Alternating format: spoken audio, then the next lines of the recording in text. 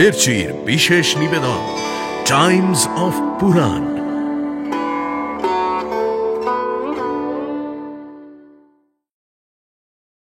আমি দ্বৈপায়ন রথকে দেখতে পাচ্ছি, ওখানেই আমি সুপ্ত হয়ে থাকব। এই গদা হাতে নিয়ে আমি মানুষ, রাক্ষস, দেব, যক্ষ সকলের সঙ্গেই যুদ্ধ করতে পারি। তুই নরকে গমন করবি, আমি তোকে বধ করব শয়তান। উঠে এসে যুদ্ধ করো, তোমাকে আমি যুদ্ধে পরাজিত করতে চাই।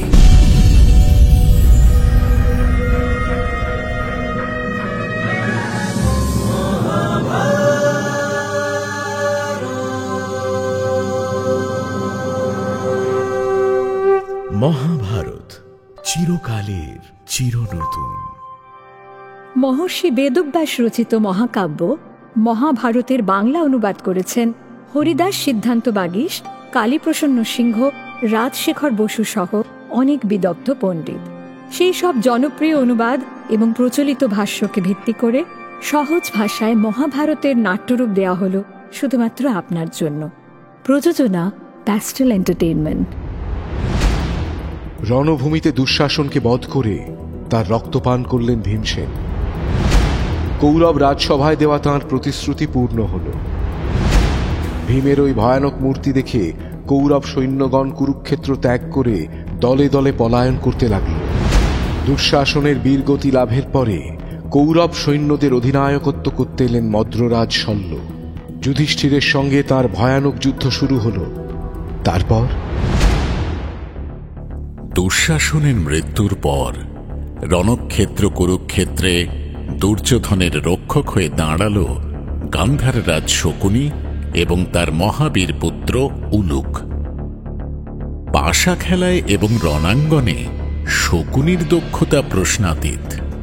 মদ্ররাজ শল্য এবং মহাবীর শাল্য দুজনেই বীরগতি লাভ করার পর ভয়ানক বেগে পাণ্ডবদের দিকে ধাবিত হল শকুনি এবং উলুক। শল্য নিহত হওয়ার পর ছত্রভঙ্গ কুরু সৈন্যকে যুদ্ধে নিয়োজিত করার জন্য প্রবল বিক্রমে শরবর্ষণ করতে লাগল দুর্যোধন। দুর্যোধনের সেই অমিত বিক্রম দেখে কৌরব সৈন্যরা পুনর্বার রণাঙ্গনে প্রত্যাবর্তন করল। পাণ্ডব সেনাদের সঙ্গে তাদের যুদ্ধ শুরু হল। কিন্তু ভীমসেন এবং অর্জুনের তাণ্ডবের কাছে কেউ আর অগ্রসর হতেই পারল না। অকুতভয়ে উলুক এবার কৌরব সৈন্যদের ভীমসেনের হাত থেকে রক্ষা করতে এল। ভীমকে সম্মুখ সমরে আহ্বান করে শকুনের পুত্র উলুক বলল, কৌরবদের শক্তিহীন বলে মনে করো না ভীমসেন। এক একজন কৌরব বীর প্রত্যেকেই শত বীরের সমান। তুমি সর্বাগ্রে আমার সঙ্গে যুদ্ধ করো, তারপর দুর্যোধনের কথা ভাববে। আরে ভীষ্ম, কর্ণ, দ্রোণ যেখানে পরাজিত, সেখানে এক বালক এসে ভীতি প্রদর্শন করছে। যাও হে বালক, আপন ভবনে আপন ক্রীড়াগৃহে ফিরে যাও। তোমাকে এই যুদ্ধক্ষেত্রে শোভা পায় না। তোমার পিতাকে বলো, তিনি তোমাকে পাশা খেলা শিখিয়ে দেবেন। বঞ্চনা এবং সঠতা ভিন্ন, তিনি তো অন্য কিছু পারেন না। নিজের সেই অধীত বিদ্যাই তার পুত্রকে প্রদান করবেন শকুনি। ভীমসেন, তোমাকে সাবধান করে দিচ্ছি, আমার পিতা গান্ধার রাজ শকুনি সম্পর্কে আর একটাও কথা তুমি বলবে না। আগে আমাকে যুদ্ধে জয় করো, তারপর আস্ফালন করবে। উলুক, তুই এত বড় যোদ্ধা যে আমাকে আহ্বান করছিস? ভীমসেনকে আয় আয়, এখনই তোকে নরক দর্শন করাবো। রণাঙ্গনে আজ শকুন বাজপক্ষী দেখতে পাচ্ছ ভীমসেন? তোমার মাংসের লোভে ওই মাংসাশী পক্ষীর দল আজ রণাঙ্গনে উপস্থিত হয়েছে মধ্যম পাণ্ডব। তুমি আজ নিহত হবে। উলুক, নিজেকে সংযত করে মরতে প্রস্তুত হ। শেষবারের মতো চিৎকার করে নাও ভীমসেন, এরপর আর্তনাদ করার মতো সুযোগ মিলবে না। উলুকের সঙ্গে প্রবল যুদ্ধে ভীমসেনের দুম ক্রমশই শূন্য হয়ে যেতে শুরু করল। ক্ষিপ্রহন্তা উলুক সরবর্ষণে আচ্ছন্ন করে ফেলল ভীমসেনকে।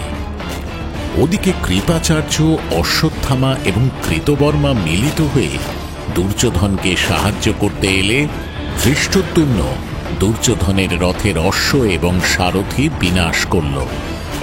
তড়িৎ গতিতে এক অশ্বপৃষ্ঠে আরোহণ করে শকুনির বাহিনীর সঙ্গে যোগ দিল দুর্যোধন। 10,000 প্রাসধারী অশ্বারোহী নিয়ে শকুনি তখন পাঞ্চাল সৈন্যদের সঙ্গে ঘোর যুদ্ধে মত্ত। দুর্যোধনের আদেশে শকুনির অশ্বারোহীরা ধৃষ্টদ্যুম্নকে আক্রমণ করতে গেলে পাঞ্চাল সৈন্যদের পীড়নে শকুনির প্রাসধারী সেনাদের নাভিশ্বাস দেখা দিল। বহু সৈন্য বিনষ্ট হল, কিন্তু উলুকের সেদিকে কোনো ভ্রুক্ষেপই নেই। ভীমসেনের সঙ্গে প্রবল সংগ্রামে লিপ্ত সে।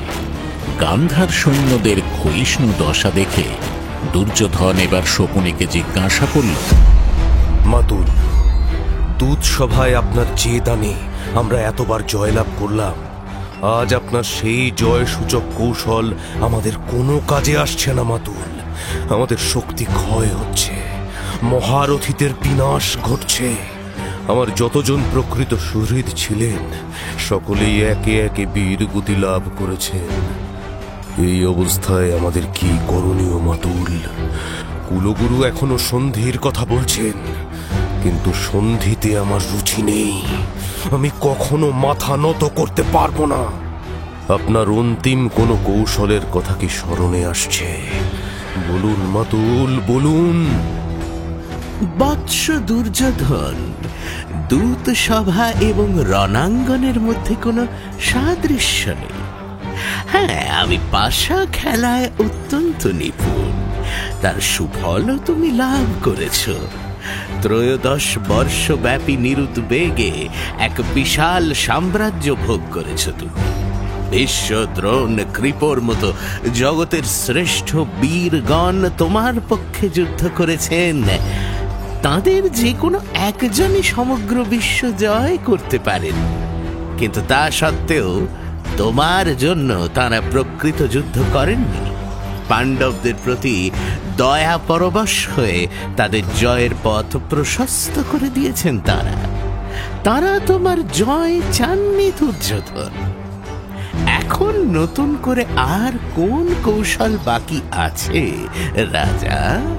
তাহলে আমরা কি যুদ্ধক্ষেত্র ত্যাগ করব মাতুল? না বৎস, কোন ক্ষত্রিয় প্রাণ থাকতে যুদ্ধক্ষেত্র থেকে পলায়ন করে না। ভীষ্ম, কৃপ, দ্রোণের, অর্জুনের প্রতি স্নেহ মমতা থাকতে পারে, কিন্তু আমার পুত্র উলুক এবং আমি শুধুমাত্র তোমার জন্য যুদ্ধ করব দুর্যোধন, তোমার জন্য। আমি তোমাকে সমগ্র পৃথিবীর সম্রাট রূপে দেখতে চাইতাম, আজ তাই চাই পুত্র।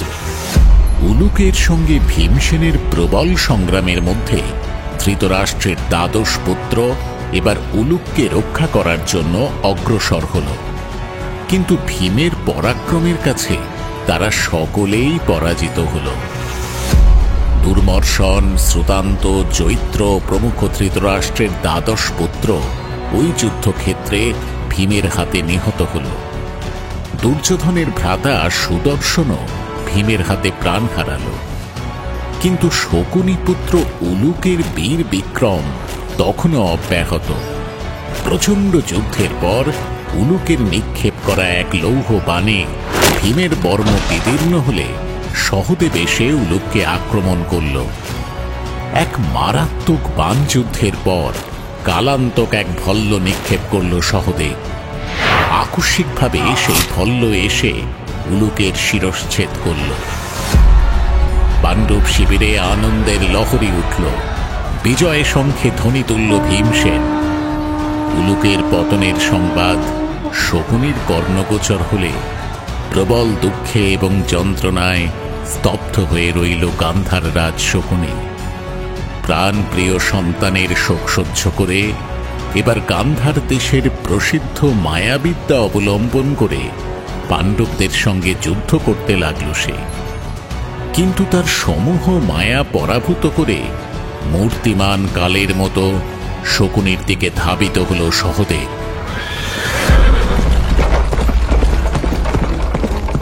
শয়তান শকুনি, কুরু রাজসভায় কি প্রতিজ্ঞা করেছিলাম স্মরণ করো।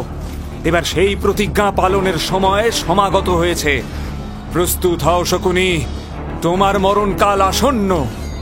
তুই আমার পুত্র হন্তা সহদেব, আমার প্রাণের চেয়ে প্রিয় উলুককে নিধন করেছিস। তুই নরকে গমন করবি, আমি তোকে বধ করব শয়তান। শকুনির সঙ্গে সহদেবের এবার প্রবল সংগ্রাম শুরু হল। শকুনির সঙ্গে 500 অশ্বারোহী, 200 রথী এবং 1,000 পদাতিক বাহিনীও পাণ্ডব সৈন্যের সঙ্গে যুদ্ধ করতে লাগল। কিন্তু পাণ্ডব সেনাদের সঙ্গে যুদ্ধে গান্ধার সেনাদের পরাজয় ঘটতে লাগল। গান্ধার পদাতিক অশ্বারোহীদের ছিন্ন ভিন্ন শরীর দেখে শকুনি এবার মায়াবিদ্যা প্রয়োগ করতে শুরু করল। অলক্ষ্যে থেকে সহদেবের প্রতি মারাত্মক এক শক্তি অস্ত্র প্রয়োগ করল শকুনি। নিজের বাণ দিয়ে সেই শক্তি খণ্ডন করল সহদেব। শকুনির অবস্থান লক্ষ্য করে সেই প্রান্তে এবার এক প্রাণান্তক ভল্ল নিক্ষেপ করল সহদেব। সেই ভল্লের আঘাতে গান্ধার রাজ শকুনির মস্তক তার দেহ থেকে ছিন্ন হয়ে গেল। সহদেবের ভল্লের আঘাতে শকুনি নিহত হওয়ার পরে তার গান্ধার সৈন্যগণকে এবার ছত্রাখান করল অর্জুন। অর্জুনের বাণে গান্ধার সৈন্যদের আর কোনো অবশেষও রইল না। গান্ধার সৈন্য নিহত হওয়ার সঙ্গে সঙ্গে দুর্যোধনের কৌরব পক্ষের 11 অক্ষৌহিনী সেনা একেবারে নিঃশেষ হয়ে গেল। কৃতবর্মা, কৃপাচার্য এবং অশ্বত্থামার মতো 3 মহারথী জীবিত থাকলেও দুর্যোধনের পক্ষে যুদ্ধ করার মতো কোনো সৈন্য আর রইল না। হতোত্তম দুর্যোধন মাথা নত করে গভীর চিন্তায় আকুল হল। আশপাশে তাকিয়ে কোনো যোদ্ধাকেই আর দেখতে পেল না দুর্যোধন। অশ্বপৃষ্ঠ থেকে অবতরণ করে গদা হাতে নিয়ে দ্রুত বেগে পূর্বমুখে প্রস্থান করল সে। কৌরব বা পাণ্ডব পক্ষের কেউই আর তাকে দেখতে পেল না। এদিকে সাত্তকীর হাতে বন্দী সঞ্জয়কে দেখে ধৃষ্টদ্যুম্ন বলল, একে বন্দি করে আর কি হবে সাত্তকী? এর আর জীবনের কোনো প্রয়োজন নেই। একে বধ করে ফেলায় মঙ্গল। উত্তম প্রস্তাব। আমি এখনই খড়গাঘাতে এই গুপ্তচরের প্রাণ নাশ করছি। শোনো গুপ্তচর সঞ্জয়, আজই তোমার জীবনের অন্তিম লগ্ন। মহারাজ ধৃতরাষ্ট্রের কাছে তোমার কাটা মুন্ডুটা প্রেরণ করব আমরা। প্রস্তুত হও সঞ্জয়। দাঁড়াও সাত্তকী, এই কি করতে যাচ্ছ তুমি? সঞ্জয় নিরপরাধ, ওর কোনো ক্ষতি করো না, ওকে তোমরা মুক্তি দাও। আমার আদেশে সঞ্জয়কে মুক্তি দিল সাত্তকী। ক্লান্ত এবং রক্তাক্ত দেহে হস্তিনাপুরের পথে অগ্রসর হল সঞ্জয়।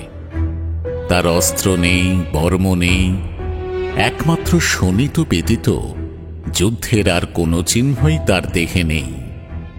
তবে মনে এক প্রগাঢ় বেদনা বহন করে নিয়ে যাচ্ছে সে।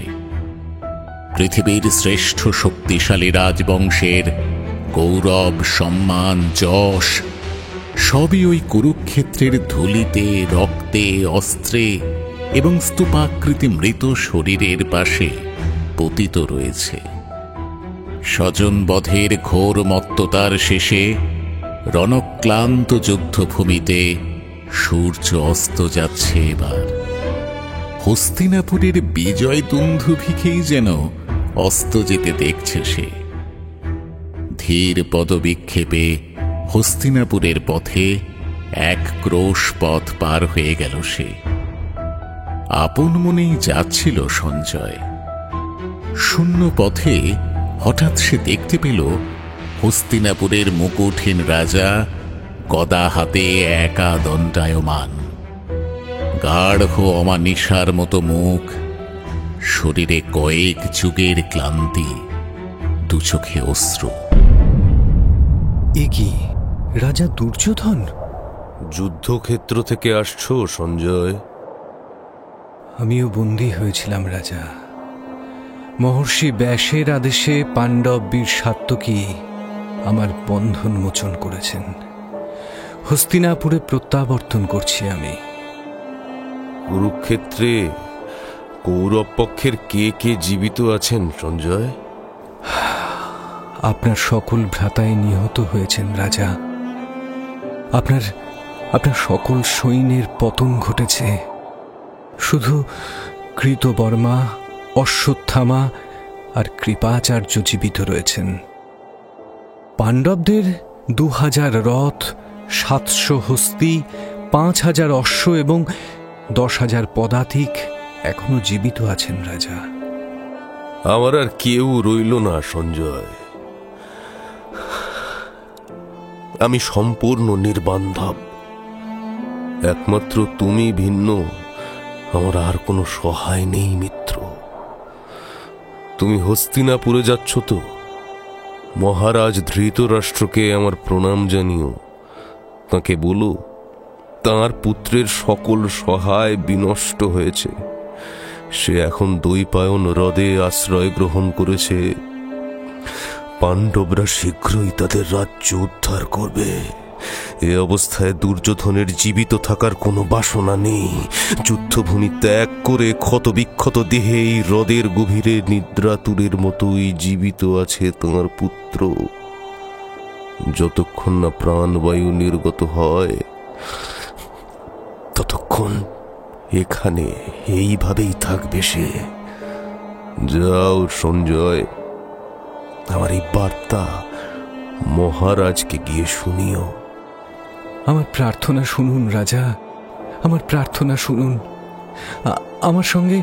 আমার সঙ্গে হস্তিনাপুরে প্রত্যাবর্তন করুন। মহারাজের কাছে চলুন। আপনি ভিন্ন, তিনি যে একেবারে নিঃসহায়। মহামতি ভীষ্ম নেই, গুরু দ্রোণ নেই। তাঁর শত পুত্র, জামাতা, বন্ধু, সুহৃদ সকলেই তাকে একাকী ফেলে প্রস্থান করেছেন। আপনি তার জীবন রাজা। আপনি আপনার রাজ্যে প্রত্যাবর্তন করুন। আমার রাজ্য কিছুই আর আমার নয় সঞ্জয়। ওই রাজ্য, ওই সিংহাসন, ওখানকার প্রজাগণ কেউই আর আমার নয়। আমার কিছুই নেই সঞ্জয়, কিছুই নেই। কোথায় যাব আমি?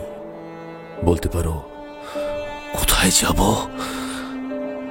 না, এই পরাজিত, হতাশ, ক্লান্ত মাথায় রাজমুকুট শোভা পায় না, শোভা পায় না সঞ্জয়। নিজেকে নিজেই আমি নির্বাসনের দণ্ড দিলাম। তুই যাও সঞ্জয়, মহারাজের তোমাকে প্রয়োজন। তুমি তাঁর প্রকৃত শুভার্থী। তাঁর যন্ত্রণার উপশম ঘটিও তুমি। যাও সঞ্জয়, যাও। আমি দৈপায়ন হ্রদকে দেখতে পাচ্ছি। ওখানেই আমি সুপ্ত হয়ে থাকব।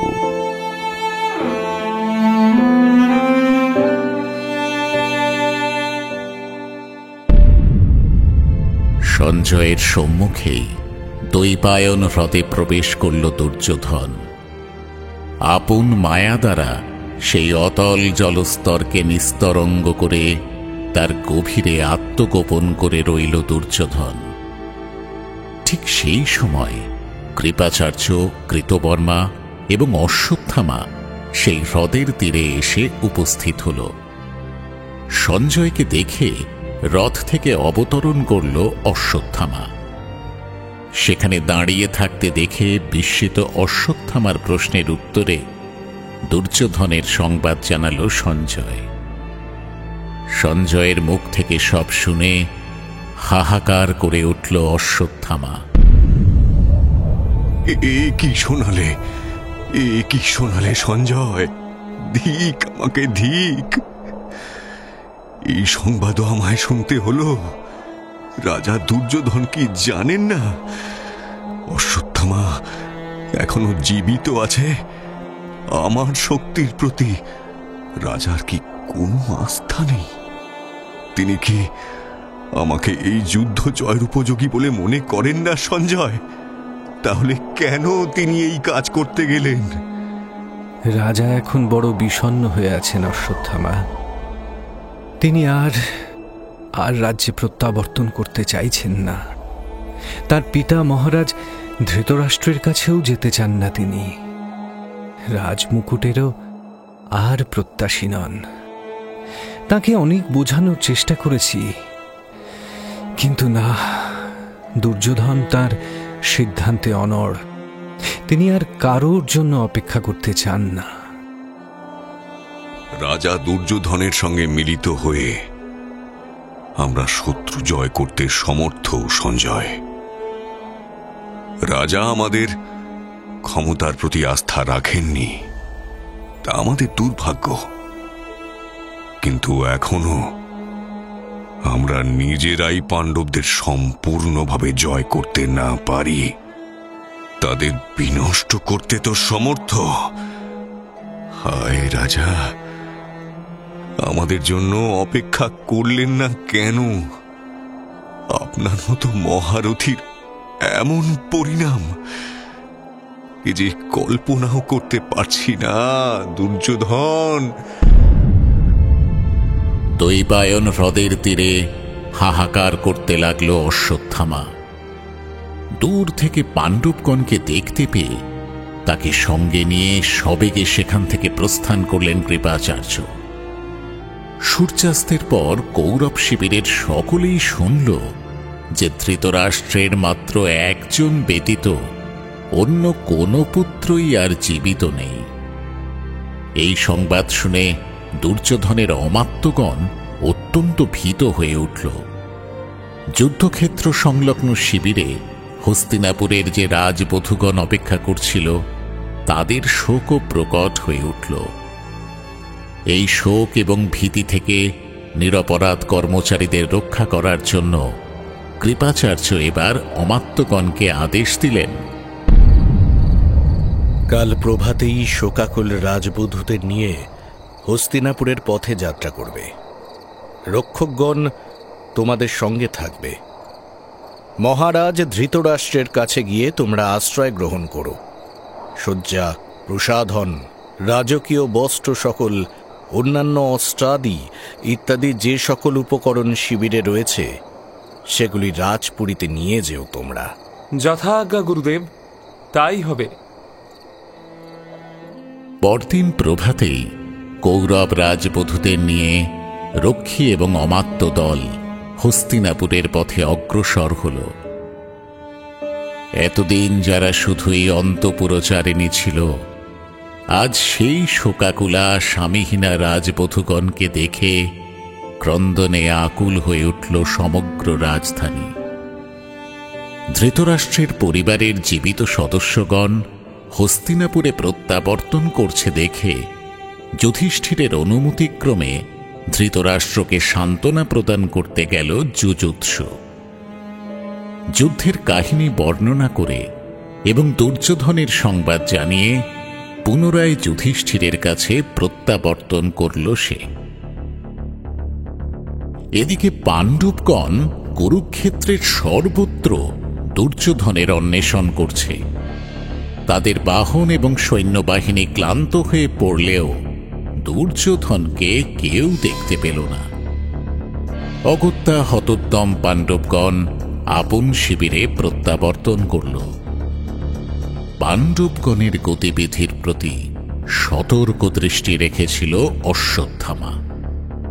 দৈপায়ন হ্রদের পাশে পাণ্ডব পক্ষের কোনো বীরই যখন আর দৃষ্টিগোচর হল না, তখন কৃপাচার্য এবং কৃতবর্মাকে নিয়ে গোপনে সেই স্থানে এসে উপস্থিত হল অশ্বত্থামা। নিম্নকণ্ঠে আহ্বান করল, রাজা দুর্যোধন, উঠে এসো। আমাদের সঙ্গে মিলিত হয়ে যুধিষ্ঠিরের বিরুদ্ধে যুদ্ধ করো।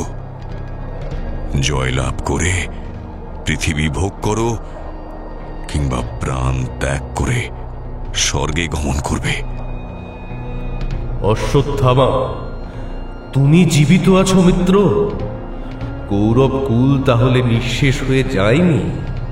এখনো দ্বীপ শিখার মতো কৌরব যোদ্ধা অবস্থান করছে তাহলে? আমার ভাগ্য মিত্র, আমার ভাগ্য। রাজা, আমার সঙ্গে কৃপাচার্য এবং কৃতবর্মাও রয়েছেন। আমরা সকলে মিলে যুদ্ধ করব। আমাদের শক্তির সঙ্গে পাণ্ডবগণ যুঝতে পারবে না। যুধিষ্ঠির পরাজিত হলেই আমাদের বিজয় লাভ সম্ভব হবে। তোমাদের মহৎ অন্তঃকরণ এবং নিষ্ঠা আমাকে মুগ্ধ করেছে গুরুপুত্র অশ্বত্থামা। কিন্তু এই মুহূর্তে তোমরা সকলেই পরিশ্রান্ত। আমিও যুদ্ধে ক্ষত বিক্ষত হয়েছি। এখন আর যুদ্ধ করার মতো তেজ অবশিষ্ট নেই। বিশ্রাম করে পুনরায় শক্তি সঞ্চয় করে তারপর শত্রু জয় করতে যাব। আজ বিশ্রাম গ্রহণ করো। কাল আমরা একসঙ্গে মিলিত হয়ে পাণ্ডব এবং পাঞ্চালগণকে বধ করব।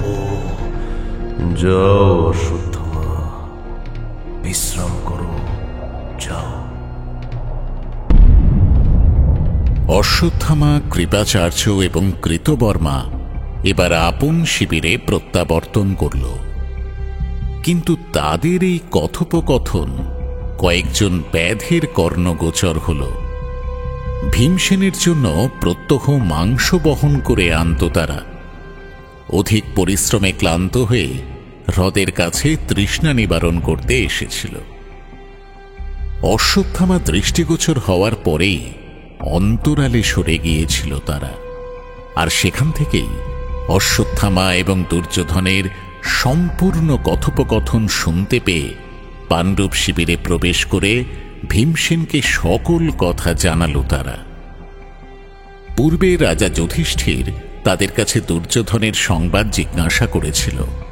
সুতরাং পুরস্কারের আশায় ব্যাধের দল আর ক্ষণকালও বিলম্ব করল না। ব্যাধের মুখ থেকে সকল কথা জানতে পেরে তাদের প্রচুর অর্থ দান করল ভীমসেন। তারপর যুধিষ্ঠির প্রমুখ অন্য ভ্রাতাদের দুর্যোধনের সংবাদ জানাল সে। ভীমের মুখে সকল কথা শুনে কৃষ্ণকে অগ্রবর্তী করে পাণ্ডবগণ এবার সেই সুবিশাল দৈপায়ন হ্রদের সামনে উপস্থিত হল। হ্রদের তীরে এসে যুধিষ্ঠির কৃষ্ণকে বলল, দেখো বাসুদেব, মায়া প্রয়োগ করে দুর্যোধন এই হ্রদের জল শান্ত করে এর অভ্যন্তরে প্রবেশ করেছে। কিন্তু সে যতই আত্মগোপন করুক, জীবিত অবস্থায় আমার হাত থেকে মুক্তি পাবে না দুর্যোধন। মায়ার দ্বারাই মায়াবীকে বধ করতে হয় রাজা। আপনি কূট উপায় প্রয়োগ করুন। জলতল থেকে দুর্যোধনের ভূমিতে উঠে আসাটা অনেক বেশি গুরুত্বপূর্ণ। যে উপায় দানবরাজ বলিকে বদ্ধ করা হয়েছিল, আপনি সেই উপায় অবলম্বন করুন মহারাজ। যুদ্ধ থেকে পলায়ন করা সজ্জনের কর্ম নয়। এভাবে স্বর্গলাভ হয় না দুর্যোধন। তুমি জল থেকে উঠে এসে যুদ্ধ করো। তোমার দর্প আর মান কোথায় গেল এখন? প্রাণ ভয়ে হ্রদে আত্মগোপন করেছ তুমি। এই তোমার বীরত্ব। তোমার ভ্রাতৃগণ, পিতৃগণ, পুত্রগণের পতন দেখেও আমাদের সঙ্গে যুদ্ধ করতে চাও না কেন? ভয়ে? আমি ভয় পাইনি ধর্মপুত্র যুধিষ্ঠির। আমার রথ, তুন, অস্ত্র, সারথি কিছুই নেই। আমার সকল যোদ্ধা নিহত হয়েছে। আমি একান্ত একাকী, নিঃসহায়। সুতরাং ক্লান্ত হয়ে বিশ্রামের জন্য এই হ্রদে আশ্রয় নিয়েছি। আপনি নিশ্চিন্ত হন কুন্তিপুত্র। ক্লান্তি নিবারণ করে আমি আপনাদের সকলের সঙ্গে যুদ্ধ করব। আমরা নিশ্চিন্তই হয়ে আছি দুর্যোধন। আমাদের কোনো উদ্বেগ নেই। আজ তোমার অন্বেষণে আমাদের বহু সময় ব্যয়িত হয়েছে। শাস্ত্রে বলে শত্রুর শেষ রাখতে নেই। শত্রু জীবিত থাকার অর্থই হল যুদ্ধ এখনো শেষ হয়নি। এসো দুর্যোধন, যুদ্ধ করো। আমরা শত্রু নাশ করতে চাই। এই রাজ্যের প্রতি আমার আর কোনো স্পৃহা নেই ধর্মপুত্র। যাদের জন্য রাজ্য কামনা করেছিলাম, আমার সেই ভ্রাতা, সখা, মিত্র, পরিজন, পুত্র, পৌত্র, সম্বন্ধী, সুহৃদ সকলেই নিহত হয়েছেন। আমার কাছে এই বসুন্ধরা এখন বিধবা নারীর তুল্য রিক্ত। সুতরাং এর প্রতি আমার আর কোনো মোহ নেই কুন্তিপুত্র। আপনাকে আমি জয় করতে সক্ষম হব এ আমি জানি, কিন্তু পিতামহ গুরু দ্রোণ, কর্ণের পতনের পর আমার আর যুদ্ধের কোনো ইচ্ছা নেই। আমি 2 খণ্ড মৃগচর্ম ধারণ করে বনে যাব। এই নিঃস্ব পৃথিবীকে আপনি যথেচ্ছ ভোগ করুন কুন্তিপুত্র। মার্জার যদি বলে যে মৎস্যে তার অরুচি, তাহলে সেই কথায় কেউ বিশ্বাস করে দুর্যোধন? ধূর্তের কোনো ছলের অভাব হয় না। ধার্তরাষ্ট্র, তোমাকে বিশ্বাস করার মতো কোনো কারণ ঘটেনি। মাংসাশী পক্ষী যদি বিলাপ করে, তাহলে বুঝতে হবে সেই বিলাপ হলো শিকারকে আয়ত্তে আনার কৌশল। তোমার এই কথাগুলো আমার ঠিক তেমনই মনে হচ্ছে দুর্যোধন।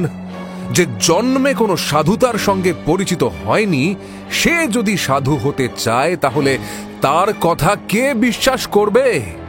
আমি তোমাকে বিশ্বাস করি না দুর্যোধন। উঠে এসে যুদ্ধ করো।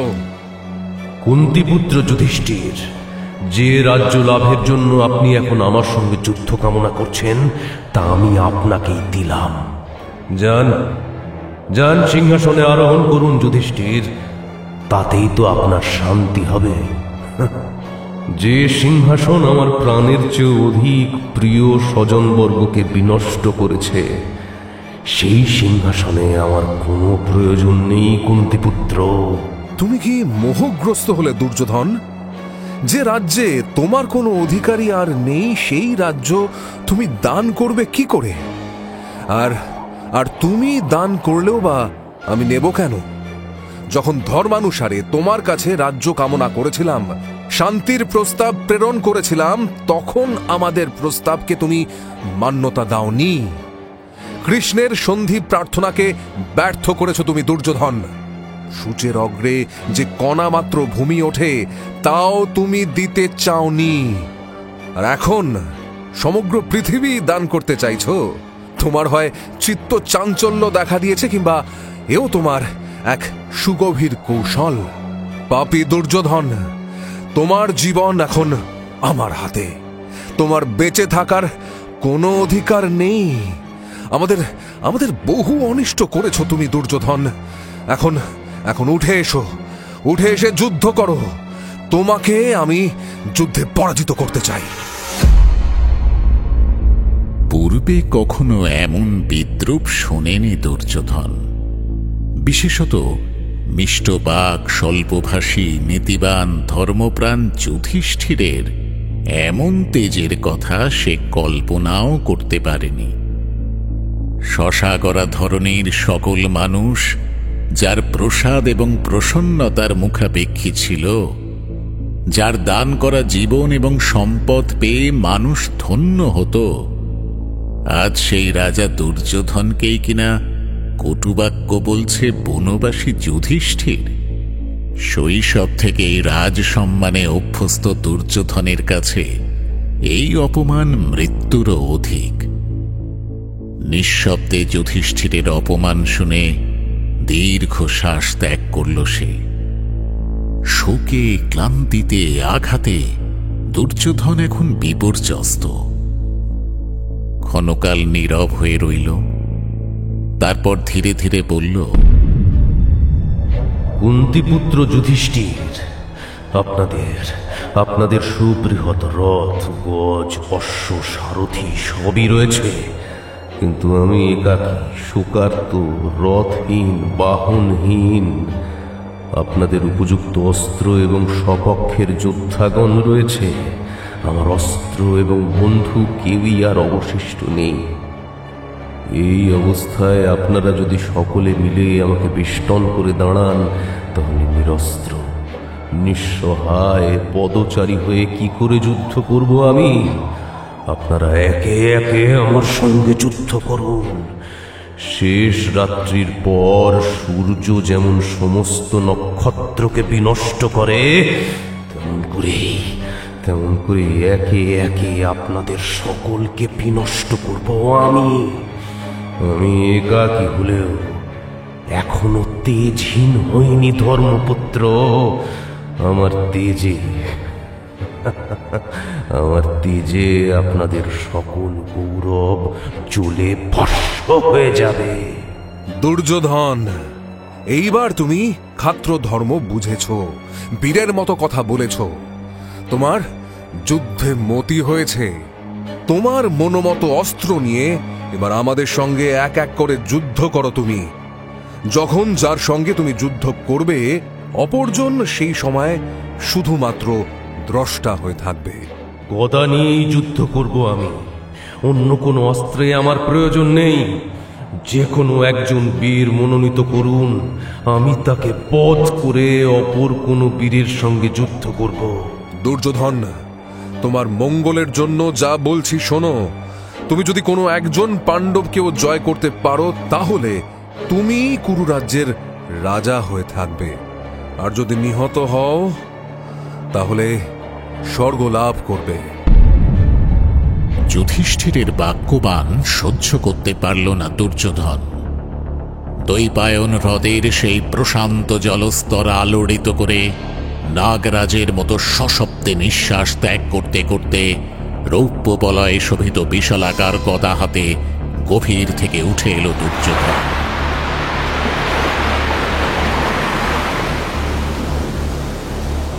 রক্তাক্ত শরীর ধুয়ে দিচ্ছে প্রশান্ত বারিধারা, আর তার বক্ষস্থল ভেদ করে তীব্র তেজ প্রতিফলিত হচ্ছে। যন্ত্রণাক্লিষ্ট মুখে জিঘাংসা, প্রতিশোধ এবং অপমানের কাঠিন্য। দৈপায়ন হ্রদের বুকে বিরাট তরঙ্গ তুলে উঠে আসছে দুর্যোধন। পাণ্ডব এবং পাঞ্চালগণ বিস্ময়ে আকুল হয়ে দেখছে, যেন সাক্ষাৎ মহাকাল হাতে এক কালান্তক দণ্ড নিয়ে মৃত্যুর দূত হয়ে আসছে। দুর্যোধনের সেই অদ্ভুত রূপ দেখে পঞ্চপাণ্ডব এবং পাঞ্চাল সৈন্যগণ বেউহল হয়ে করতালি দিয়ে উঠল। কিন্তু দুর্যোধন সে কথা বুঝতে পারল না। তার মনে হল পাণ্ডবগণ বুঝি তাকে বিদ্রূপ করছে। প্রাণপণে আপন ওষ্ঠ দংশন করে বজ্রগম্ভীর কণ্ঠে দুর্যোধন বলে উঠল, আমাকে উপহাস করছো তো? বেশ, তোমরা শীঘ্রই এই উপহাসের প্রতিফল লাভ করবে। আমার আঘাতে তোমরা সকলেই এক এক করে জমালয়ে গমন করবে। প্রস্তুত থেকো।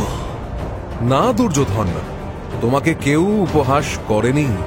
তুমি বীরের ধর্ম অবলম্বন করেছ, সুতরাং করতালি দিয়ে তোমাকে স্বাগত জানানো হয়েছে। যুদ্ধের জন্য এবার তুমি প্রস্তুত হও। আমি যুদ্ধের জন্য প্রস্তুত আছি যুধিষ্ঠির, কিন্তু আপনিও নিশ্চয়ই ক্ষত্র ধর্ম জানেন। একজন যোদ্ধার সঙ্গে একই সময়ে বহু যোদ্ধার যুদ্ধ করা আসলে ক্ষত্র ধর্ম বিরোধী। সর্বাগ্রে আমি কার সঙ্গে যুদ্ধ করব বলুন যুধিষ্ঠির? আমাকে তুমি ক্ষত্র ধর্ম শেখাচ্ছ দুর্যোধন? অনেক মহারথী সম্মিলিতভাবে যখন নিরস্ত্র একাকী বালক অভিমন্যুকে বধ করেছিলে, তখন তোমার এই ক্ষত্র ধর্মের কথা মনে পড়েনি?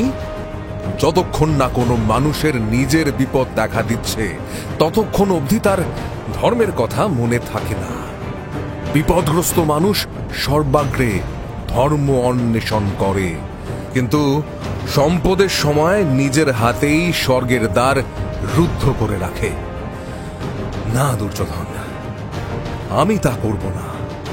তোমার সঙ্গে একবারে কোনো একজন বীরই যুদ্ধ করবে। তুমি কেশ বন্ধন করো, বর্ম ধারণ করো, আমাদের সম্ভার থেকে তোমার মনোমত যে কোনো অস্ত্র গ্রহণ করো। আমার এই গদাই আমার কাছে সকল অস্ত্রের চেয়ে শ্রেষ্ঠ অস্ত্র। অন্য কোনো অস্ত্রের প্রয়োজন নেই আমার। এই গদার আঘাতেই সকল পাণ্ডবকে আমি যমলোকে প্রেরণ করতে পারি। সকল পাণ্ডবের সঙ্গে যুদ্ধ করার প্রয়োজন নেই দুর্যোধন। আমি পুনর্বার বলছি, পঞ্চ পাণ্ডবের মধ্যে তোমার যার সঙ্গে ইচ্ছা তার সঙ্গেই যুদ্ধ করো। তাকে যদি বধ করতে পারো তাহলে কুরু রাজ্যের সিংহাসন হবে তোমার। আমরা আর কোনো দিন রাজ্য লাভের কামনা করব না। আর যদি তুমি নিজে হত হও তাহলে স্বর্গরাজ্য লাভ করবে তুমি। দুর্যোধন, তোমার জীবন রক্ষা ভিন্ন অন্য যে কোনো কার্য করতে আমি প্রস্তুত। এ কি বললেন মহারাজ? দুর্যোধন যদি আপনার কিংবা অর্জুনের অথবা নকুল সহদেবের মধ্যে কোনো একজনের সঙ্গে গদাযুদ্ধ শুরু করে, তাহলে আপনারা কি জয়লাভ করতে পারবেন? এ কোন দুঃসাহস দেখালেন? কেন দেখালেন মহারাজ?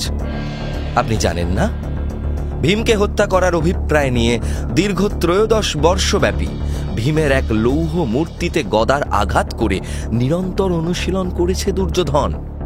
ভীমসেন ভিন্ন এই গদাযুদ্ধে দুর্যোধনের সমকক্ষ আর কেউ নেই মহারাজ। দুর্যোধনের মতো এত মনোযোগ দিয়ে ভীমসেনও গদা প্রহার অভ্যেস করেননি। গদাযুদ্ধে দুর্যোধন অদ্বিতীয়। শকুনির সঙ্গে পাশা খেলায় যে মারাত্মক ক্ষতি আপনি করেছিলেন, এখন পুনরায় সেই ক্ষতি ডেকে আনলেন মহারাজ। ভীমের প্রতি আমার পূর্ণ আস্থা রয়েছে বাসুদেব। গদা হাতে ভীম আসলে কালান্তক যমের সমতুল, একথা আমি জানি কৃষ্ণ। না মহারাজ, এ আপনার ভ্রম। ভীম দুর্যোধনের তুলনায় অধিকতর বলবান এবং সহিষ্ণু হতে পারে, কিন্তু এই বিদ্যায় দুর্যোধনকে আমি কৃতি বলেই মনে করি। অস্ত্রবিদ্যায় বলবান অপেক্ষা কৃতি সর্বাপেক্ষা শ্রেষ্ঠ স্থান গ্রহণ করেন মহারাজ। আপনি উদার বুদ্ধিতে শত্রুকে জয়লাভের পথ দেখিয়ে আমাদের বিপন্ন করে তুলছেন রাজন।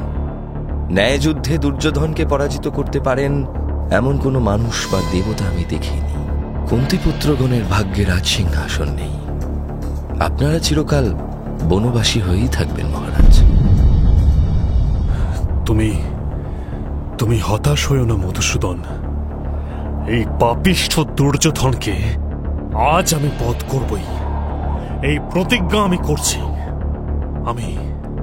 আমি ভীমসেন, আমি তোমাকে বলছি, ওই দুর্যোধনের চেয়ে আমার গদার ভার অনেক অনেক বেশি কৃষ্ণ। দুর্যোধন তো অতি তুচ্ছ। এই গদা হাতে নিয়ে আমি মানুষ, রাক্ষস, দেব, যক্ষ সকলের সঙ্গেই যুদ্ধ করতে পারি। তুমি দেখো মাধব, আমার হাত থেকে আজ দুর্যোধনের পরিত্রাণ নেই। আপনার এই তেজ অক্ষয় হোক ভীমসেন। বিষ্ণু যেমন দানব সংহার করে দেবরাজ ইন্দ্রকে স্বর্গরাজ্যে অধিষ্ঠান করিয়েছিলেন, তেমনি আজ আপনার বাহুবলকে আশ্রয় করে ধর্মপুত্র তার সাম্রাজ্য লাভ করুন। আপনি অজেয় হন ভীমসেন, আপনি অজেয় হন। ভীমসেনকে আলিঙ্গন করলেন কৃষ্ণ। জ্যেষ্ঠ পাণ্ডব যুধিষ্ঠিরকে প্রণাম করে এবং অনুজদের কাছ থেকে অভিনন্দন লাভ করে এবার কেশবন্ধন করল ভীম। স্বর্ণোজ্জ্বল বর্ম ধারণ করে হাতে গদা নিয়ে সংহার মূর্তিতে দেখা দিল সে। তারপর মত্ত হস্তির মতো দুর্যোধনকে গদা যুদ্ধে আহ্বান করল ভীমসেন। প্রবল ক্রোধে হিতাহিত জ্ঞান শূন্য দুর্যোধন এবার ভীমসেনের অভিমুখে ধাবিত হল। ক্রুদ্ধ কণ্ঠে ভীমসেন বলল, তোর পিতা মহারাজ ধৃতরাষ্ট্র এবং তুই যে সকল গর্হিত অপরাধ করেছিস, সেই সব নিন্দনীয় কর্মের কথা স্মরণ কর দুর্যোধন। পাশা খেলার কথা মনে পড়ছে পাপিষ্ঠ? শকুনির ছলনায় অন্যায়ভাবে ধর্মরাজকে সিংহাসনচ্যুত করে রজস্বলা দ্রৌপদীকে অপমান করার কথা মনে পড়ছে? পাপী দুর্যোধন!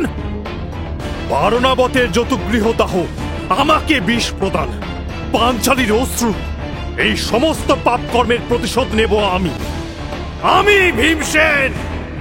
শোন পাপিষ্ঠ, তোর ভবলীলা আমি সাঙ্গ করব।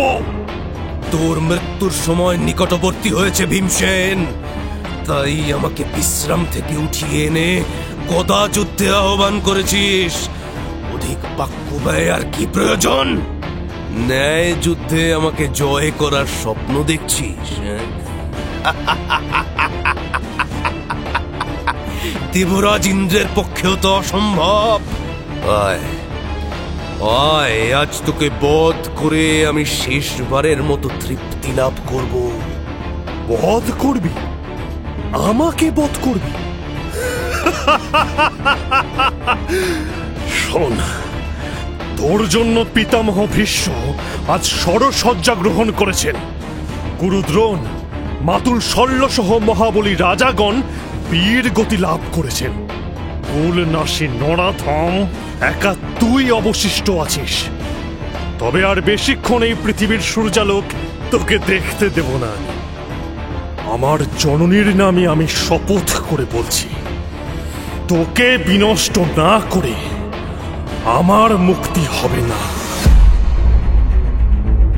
গদা হাতে নিয়ে ভীম এবং দুর্যোধন উভয়ই যুদ্ধের জন্য প্রস্তুত হল। পাণ্ডবগণ, পাঞ্চাল সেনাগণ তাদের বেষ্টন করে রয়েছে। দুই যোদ্ধা একে অপরকে কঠিন দৃষ্টিতে নিরীক্ষণ করছে। এবার যুদ্ধ শুরু হবে। ঠিক সেই সময় সেই যুদ্ধস্থলে এসে উপস্থিত হলেন হলধারী বলরাম। তীর্থ পর্যটনকালে কুরুক্ষেত্র যুদ্ধের সকল সংবাদ তার কর্ণগোচর হয়েছে। দুর্যোধন এবং ভীম উভয়ই বলরামের শিষ্য। তার প্রশিক্ষণে গদাযুদ্ধ আয়ত্ত করেছে তারা। সুতরাং বলরামের এই দুই প্রিয় শিষ্য পরস্পরের বিরুদ্ধে যুদ্ধে উদ্যোগী হয়েছে জেনে তাদের গুরু আর দূরে থাকতে পারলেন না।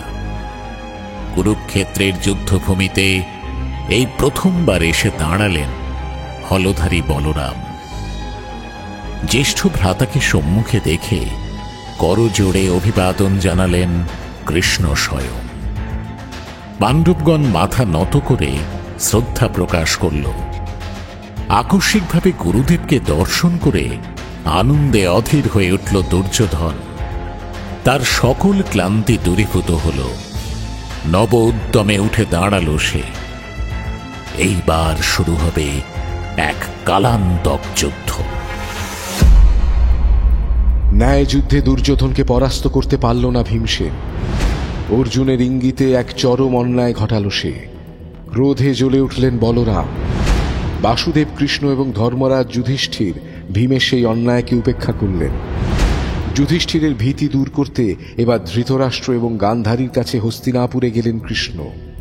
তারপর সেই কাহিনী নিয়েই ফিরছি আগামী পর্বে।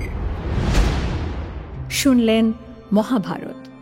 মুখ্য ভূমিকায় ব্যাসদেব, সঞ্জয় দত্ত, শকুনি, দীপ, দুর্যোধন অনুজয় চট্টোপাধ্যায়, কৃষ্ণ গৌরব তপাদার, উলুক জয় মহাপাত্র, সহদেব সৌরভ রায়, ভীম সুমিত কুণ্ডু, ধৃষ্টদ্যুম্ন রামস্বরূপ গাঙ্গুলি, সঞ্জয় শঙ্কর চক্রবর্তী, অশ্বত্থামা শুভজিৎ চ্যাটার্জি, কৃপাচার্য সোমক রায়, যুধিষ্ঠির সৌম্যাদিত্য মুখার্জি, নাট্যরূপ মহুয়া ব্যানার্জি, শব্দগ্রহণ ও আবহ সত্যজিৎ সেন, শব্দ পরিকল্পনা ও মিশ্রণ সব্যসাচী মুখার্জি, পরিচালনায় শাওলি মজুমদার, সৃজনশীল পরিচালনা ইন্দ্রাণী চক্রবর্তী, প্রযোজনা প্যাস্টেল এন্টারটেইনমেন্ট।